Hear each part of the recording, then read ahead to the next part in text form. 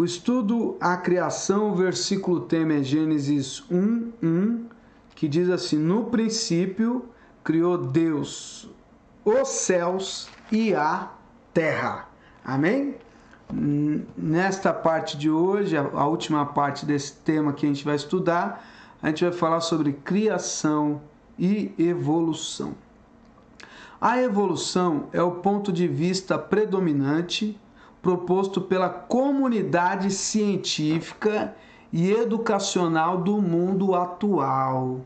Em se tratando da origem da vida e do universo, a explicação que a ciência adotou, o mundo acadêmico adotou, é a teoria da evolução. Quem crê de fato na Bíblia deve atentar para essas 4 observações a respeito da evolução. Então, eu que creio na Bíblia, você que crê na Bíblia, é a 4ª parte hoje, a 4ª e última parte do estudo. A gente vai aprender aqui 4 pontos de vista sobre a teoria da evolução. Então, o primeiro ponto de vista. A evolução é uma tentativa naturalista para explicar a origem e o desenvolvimento do universo. Tal intento começa com a pressuposição de que não existe nenhum criador divino nem pessoal que criou e formou o mundo. Pelo contrário, tudo veio a existir mediante uma série de acontecimentos que decorreram por o acaso ao longo de bilhões de anos. Os postulantes, os simpatizantes da evolução, os defensores da evolução, alegam possuir dados científicos que apoiam a sua hipótese, certo? Segundo ponto de vista, o ensino evolucionista não é realmente científico.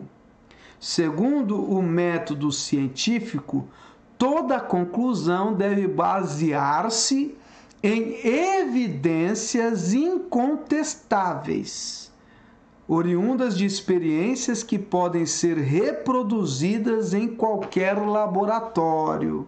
No entanto, nenhuma experiência foi idealizada e nem poderá sê-la.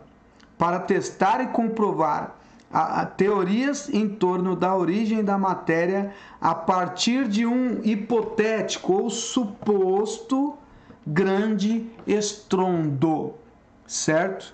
Então eu vou dar uma pausinha nessa leitura. O primeiro ponto de vista é o quê? Que existe uma ideia de que a coisa saiu de uma explosão lá de trás, de bilhões de anos lá atrás, e veio evoluindo até chegar aqui, Isso é a visão da ciência. Só que a própria ciência fala que o que é científico tem que ser comprovado. Então, por exemplo, vou pegar um exemplo aqui, a cloroquina. Uns defendem que a cloroquina combate o Covid e outros falam que não combate. Por quê? Porque a cloroquina, em alguns casos, dá certo e em alguns outros não dá. Então, não pode ser considerado científico, porque de fato, por quê? Porque eles fazem uma vez, dá um resultado, faz outra vez, dá outro resultado, E a teoria da evolução, para ela ser científica, eles teriam que, tentar gerar de novo, ia criar uma explosão e gerar uma vida, Mas eles não conseguiram uma única vez fazer com que uma explosão gerasse vida. Dá para entender? Então não pode se considerar a teoria do Big Bang como uma teoria científica. Alguns cientistas, eles adotaram isso, mas não conseguem comprovar, tá bom? Por conseguinte, a evolução é uma hipótese sem evidência científica, e somente quem crê em teorias humanas é que pode aceitá-la. A fé do povo de Deus, pelo contrário, afirma no Senhor e na revelação inspirada a qual declara que Deus, Ele é quem criou do nada todas as coisas, certo? E aí eu vou ler o Hebreus 11, versículo 3. Hebreus 11, versículo 3. Um versículo para ilustrar aqui, né? O que a gente está querendo defender. Toda vez que fala de Bíblia, tem que seguir o que a Bíblia mostra, né? Se a gente não mostrar pela Bíblia, então não está na Bíblia. Olha lá, Hebreus 11, 3. É pela fé que entendemos que o universo foi criado pela palavra de Deus e aquilo que pode ser visto foi feito daquilo que não se vê. Amém? Aleluia. O que a gente vê hoje aqui foi feito de coisas que a gente não consegue ver. Aleluia. Terceira hipótese, né? A primeira fala que é a primeira hipótese fala que é evolução, a tentativa naturalista de provar tudo que existe. A segunda visão da criação e evolução aqui é que a ciência não pode comprovar a teoria que ela adotou. E a terceira está escrito: é inegável que as alterações e melhoramentos ocorrem em várias espécies de seres viventes. Por exemplo, algumas variedades dentro de várias espécies estão se extinguindo. Por outro lado, ocasionalmente vemos novas raças surgindo dentro de alguma espécies, né? Peraí. Por exemplo, algumas variedades dentro de várias espécies estão se extinguindo. Por outro lado, ocasionalmente vemos novas raças surgindo dentre algumas das espécies. Não há, porém, nenhuma evidência, nem sequer no registro geológico, a apoiar a teoria de que um tipo de ser vivente já evoluiu do outro tipo. Pelo contrário, as evidências existentes apoiam a declaração da Bíblia que Deus criou cada criatura vivente conforme a sua espécie, né? Então a teoria da evolução diz o seguinte, que, né, uma célula foi se reproduzindo, né, ou cada célula foi reproduzindo e assim foi formando os seres viventes que existem, né? Mas aí depois que concluiu, não evoluiu mais, o homem continua sendo ser humano, né?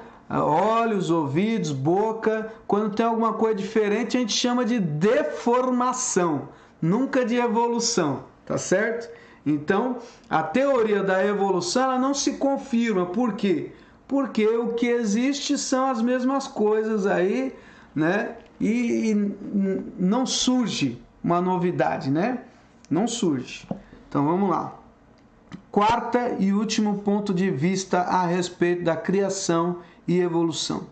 Os crentes na Bíblia devem também rejeitar a teoria da chamada evolução teísta. Essa teoria aceita a maioria das conclusões da evolução naturalista. Apenas acrescenta que Deus deu início ao processo evolutivo. Essa teoria nega a revelação bíblica que atribuiu a Deus um papel ativo em todos os aspectos da criação. Por exemplo, todos os verbos principais em Gênesis 1 têm Deus como seu sujeito, a não ser em 1:12, né? Gênesis 1:12. Vamos ver aqui, Gênesis 1:12, o que está escrito ali? Está falando que em tudo Deus é o principal criador, menos aqui em geral. A terra produziu todo tipo de vegetais, plantas que dão sementes e árvores que dão frutas, e Deus viu que o que havia feito era bom. Então alguém pode dizer que, porque está escrito que a terra produziu, não foi Deus, né? Pode ser que alguém diga. E que cumpre no versículo 11 a frase repetida: e foi a tarde e a manhã. Deus não é um supervisor indiferente de um processo evolutivo. Pelo contrário, Ele é o criador ativo de todas as coisas. E o versículo que comprova isso é Colossenses 1, versículo 16. E aí a gente encerra o estudo da criação. Colossenses, aleluia.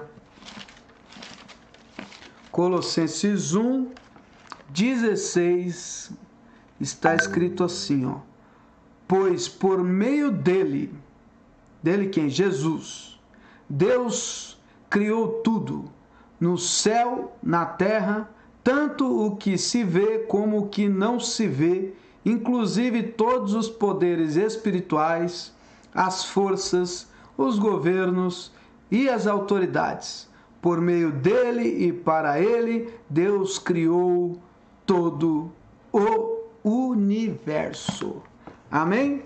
Então é isso aí, a gente falou sobre a criação, aprendeu um pouquinho da teoria aí da evolução, que a própria ciência fala que houve uma evolução, mas a ciência não consegue comprovar, né?